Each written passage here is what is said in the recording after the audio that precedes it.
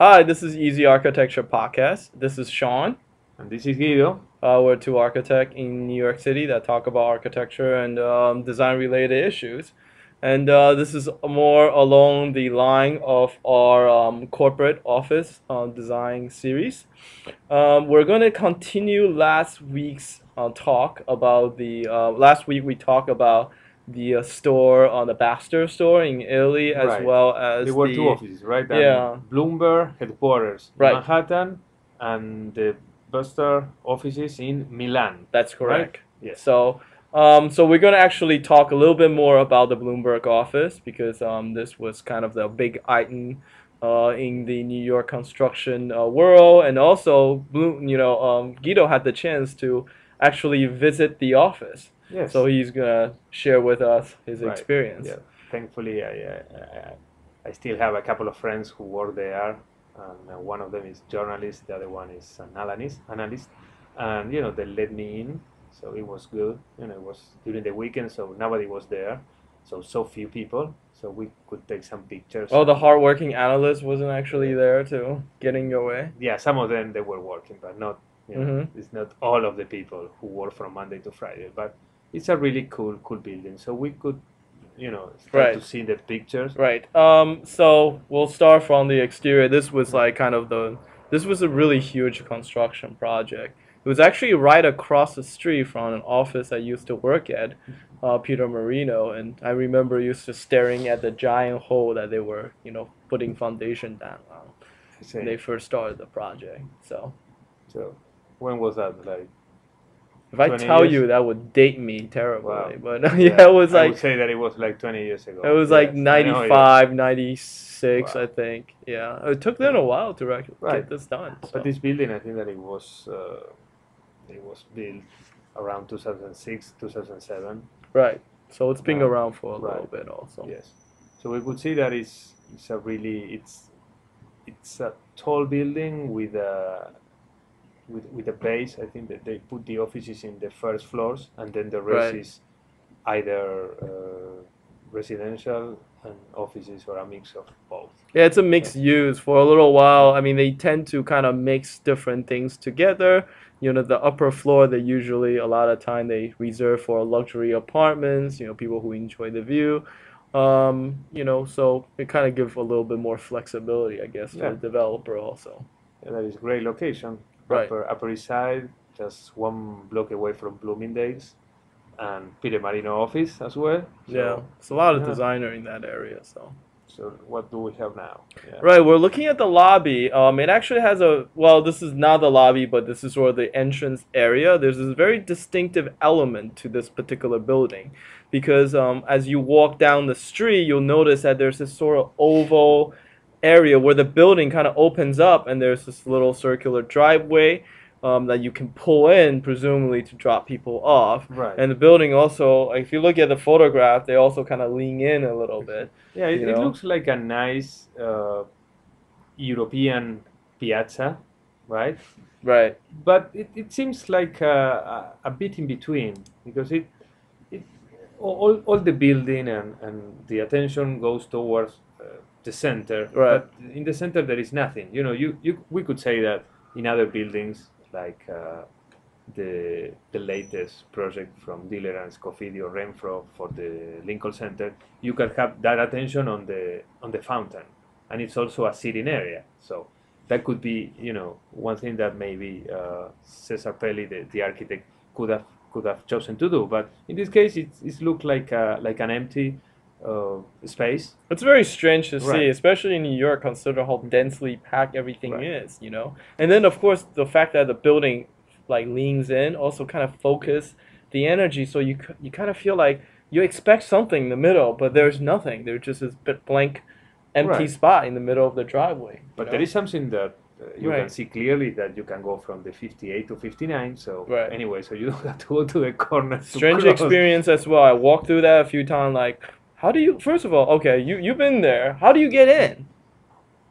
No, to the building because Right. you can walk. Nobody stop you. That's fine. I think it's a cool idea just to link those two streets and to at least avoid some traffic in between. Mhm. Even though they are cars, I think that they are just only allow the corporation or Right. the company cars or taxis, whatever. But I would say that it's where is the entrance as shown us, and I would tell you that it's look into the picture is to the left side. So, but it's hard to tell. Right. But yeah, anyway, so you go Lack to of clarity, as my professor in college would say. Where's your entrance? I can't tell by looking at your building. Something's wrong. Anyway, not that I'm, yeah. criticizing. No, no. And then when we Because go Caesar Palace is inside, never wrong. Never. so okay, so what happened when we go inside? Can you go up one Right. Uh-huh. So, to the lobby? right. Yes. And this is the lobby that we're looking at. This is kind of it's kind of a common thing. You see this a lot in New York It's City. really common in New York. It's Like the very super modernist. Very minimal. A lot of stone. I would a say lot of classical. marble. It's a classic and Yeah. represent the institution. Like a strong institution. So it's Right. A little bit fascist. That's my opinion. that's your opinion. It's a little bit strong. I wish it was more human. I wish there was more elements, but unfortunately, a lot of these it lobbies could have been a were- little bit more color Right. and some sculpture, some art.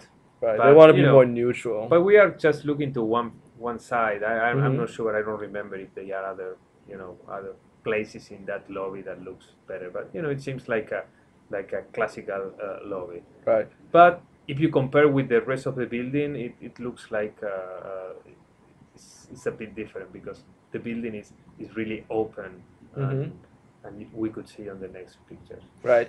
So oftentimes, in New York City, you have sort of this double lobby situation because you have a lobby downstairs and then you have another lobby, for the particular office. That what happened That's here. the second that really give more character about who the company is. So Yeah. it's like a I think- double. Right. I think this is one of the lobby in the fourth or the fifth floor. Right. It's like a huge lobby with. This is the main entrance area for Bloomberg for his office, right? Mhm. Yes. So this is actually the right. If you remember from the previous photo, this is at the very top and center of that, kind of oval area Yeah, I towards the think top. it's in the top floor of that horseshoe shape Right. building Mhm. in the center. And you could see over there is like a graphic display, with the information and some financial critical information, I would say, Right. with the stairs and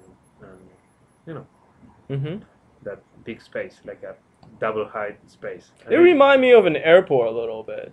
It's kind of it has that thin, open feel to it, but Yeah. Kind of, but Right. the airports are a little bit more lineal and more extended. I would say that this is not the case, but yeah. hmm So what about the I get the. I mean, also another thing I noticed about the signs that obviously they're trying to convey the sense that there's transparency. That's why it's fragmented and you can see through it. right? So It's there's that good idea. that you say that because it's the point. I Mhm. think that there is a straight relationship between the clarity of the news and the information and the clarity and openness of the space. Right. All not only as we see on the picture right now, we can see it from outside. It's completely open, but also all the offices. In fact, they are no offices. They are not closed spaces. It's just workspace open, and the conference rooms are closed, but they are just glass, so Right. you can see through. So there's a strong sense of that thing of like transparency is obviously carried out through all the way to the lobby. You can see the rest of the work area from the lobby. You can kind of see everywhere inside the building from the lobby. So there's a little bit of sense of transparency where you know what's going on. And also you get to kind of see everyone working, which is kind of Yeah. interesting as well. And So And also you can see in the next picture one of the cool places also of these big Mhm. lobbies are the pantries. It's we can see in the picture like this long and beautiful pantry with a lot of you know with nice furniture. right, it's like kind of colorful. Colorful, yeah. and also some sitting areas, as you can see Yeah. in this picture now. So Right. In some way, the oval outdoor space really act as like kind of a unifier for the various component inside the building. right, it seems You know, like you follow itself. everything goes around that Right. space. It seems that when we say, "Oh, what is inside?" Mhm. When we say it from outside, probably we couldn't see anything, but as you see from inside, it makes more sense. Right. It's actually kind of a rare thing because most New York City office lobby does not have any relationship with the outside. You know, it's rare. Most of the time they're tucked inside of a very squarish building. You know, it's self-contained. This is one of the few instances where it has some kind of relationship with an outdoor form. Right. So anyway, this was one of the lobby that we really find very interesting. We will continue to have this conversation about other lobby that we know. Yes, definitely. This offices series Right. will go for a long time. Right. We hope. So if you have any, if you have a interesting lobby that you found, please send us a picture and we will love to talk about it. So until next time, this is Sean. And this is Guido. And this is Easy Architecture. Please visit us again next week. Bye-bye. Bye.